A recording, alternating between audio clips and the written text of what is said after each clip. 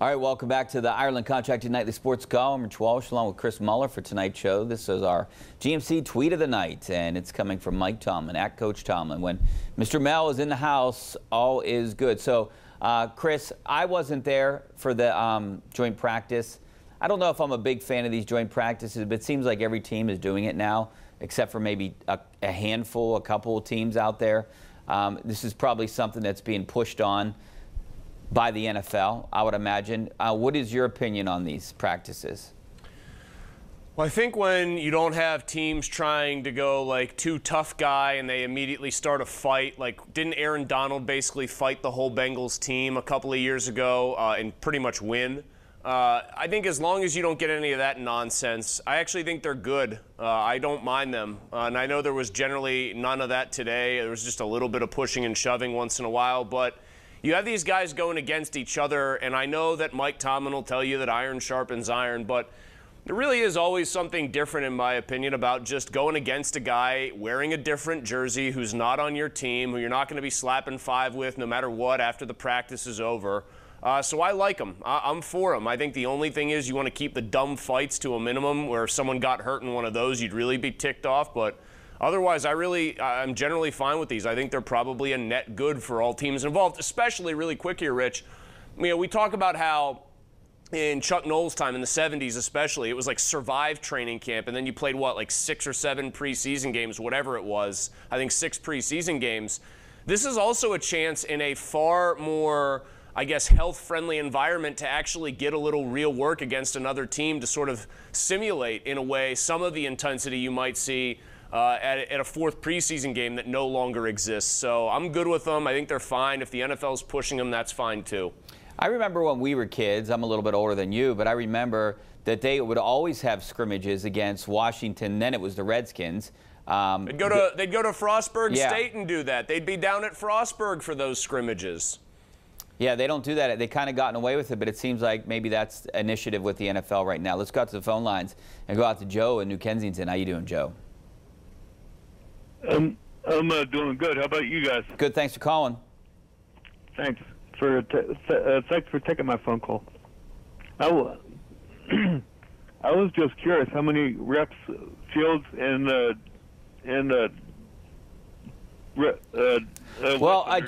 Joe, that's a good question. I mean, Russell Wilson's going to start the game. I don't see him playing maybe I'll see him. He's definitely going to play 2 series, potentially 3. I know the starters are going to play 4, right? Then at some point, Fields is going to come in, whether it's the 3rd series or the 4th series, and I would expect him to play with the starters and with the second team after that. I mean, my breakdown would be 2 series for each quarterback with the first team, or 3 for Wilson, 1 for Fields. Fields has gotten plenty of looks with that first-team offense. He's pretty much had the entire share of the reps. I think you get him out there for at least 1 series, just because you still want to, again, create a little bit of a comfort and familiarity factor. If for any reason, whether it's performance or whether it's injury, he needs to come in and actually be the starting quarterback. I mean, it's a better situation than most teams have because he has extensive starting experience, but you still want to get him worked in a little bit there just to get the reps in. Again, I think that's the only thing that matters. I was watching Patriots-Eagles tonight. Richie, I had a wild night. I was sitting on the deck pruning a tomato plant that had gotten crazy overgrown in the yard, and I had that game on as background noise, and the McCourty brothers were on the call talking about just getting the reps and getting that familiarity and how crucial things like the center-quarterback exchange truly are. In that light, I want Fields out there for at least a series with guys like Frazier. But I also want to see Fields play the rest of the first half, too. I think he needs extensive work. Well, sure, yeah. I'm fine if he plays like after that for the next quarter, basically. You figure you probably get 3 to 4 series in a given quarter, maybe.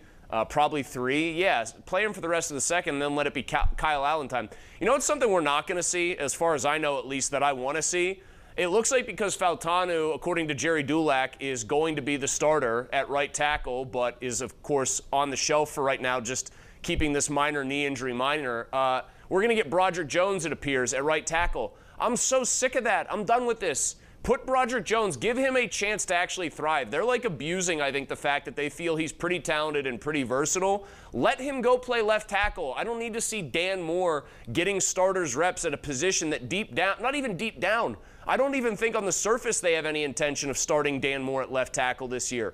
Let Jones get the reps. It's not fair to your first-round pick of 2 years ago, or of last year, I guess you want to call it, that you won't even let him practice really extensively at the position you drafted him to play. That continues to confound me. They continue to cater to Dan Moore Jr., who can only play one position, even though they don't even clearly think he's the best at that position. It makes no sense. I know we talked about this on the radio a couple days ago, but I always hate to go against Jerry, and the injury might have set him back a little bit, but I can't see Fautanu starting the season as a starting right guard that first game in Atlanta right now. I just can't see it. Right tackle. Right tackle, sorry.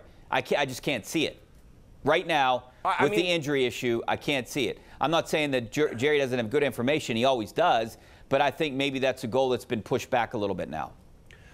Richie, I'll just take Jerry's report at face value, and I respect, of course, your prerogative to maybe think it's a little bit inaccurate if the injury might have actually affected it, although they seem to be bullish on him anyway.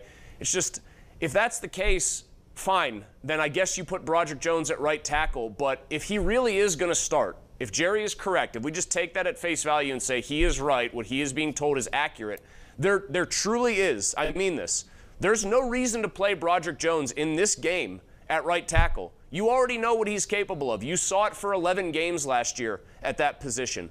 Like, what is gained by letting him go back out there and play a position that in the end you have no intention of him playing this year if and when everybody is healthy? I continue to be frustrated by their approach on this particular subject. Well, Broderick Jones is taking a lot of reps at right tackle in practices too, and that's why it leads me to believe that this is their setup right now, for right now. I know, but Dan Moore is you go by like PFF measures, and I know that that's not perfect. I know people here only like it when it matches up with what their eye test or, their preconceived notions tell them.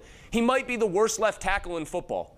Like, that's not an exaggeration, and he's a turnstile in pass protection. The one thing Dan Moore kind of does well when they get rolling as a running game is gets downhill and flattens people, but the real reason you want a great left tackle is because he's going to make your right-handed quarterback feel like he doesn't even need to worry, about his blind side because it's always locked up.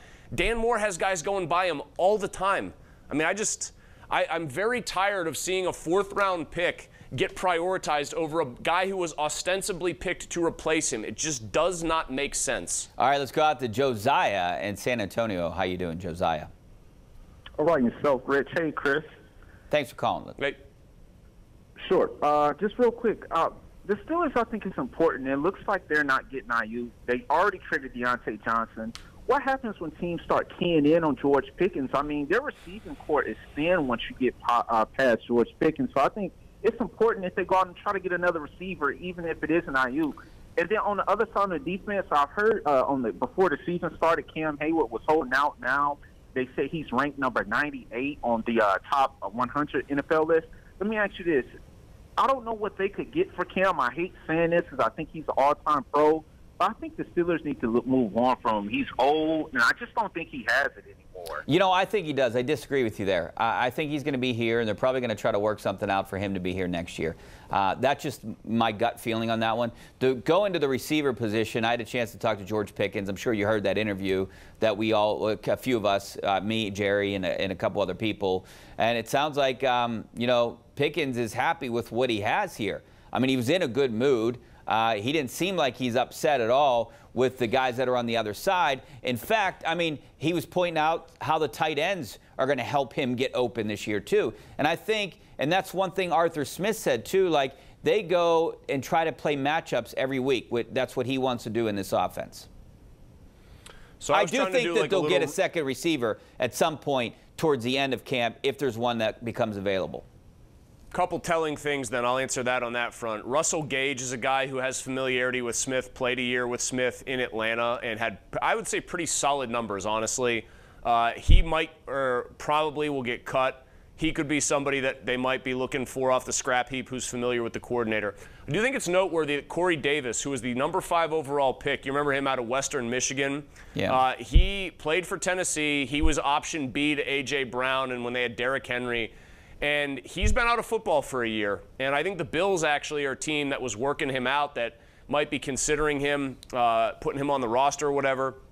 But assuming he just kind of sits there, unclaimed. I do think it's noteworthy that the Steelers, with Arthur Smith's familiarity there, haven't taken a bite there because it would tell me that Smith feels a certain kind of way and not a good way about Corey Davis, who is a real pedigreed guy. So the other point I think is relevant here is I was doing a research project today, just trying to off the cuff come up with situations where there were really good offensive teams, right, Richie?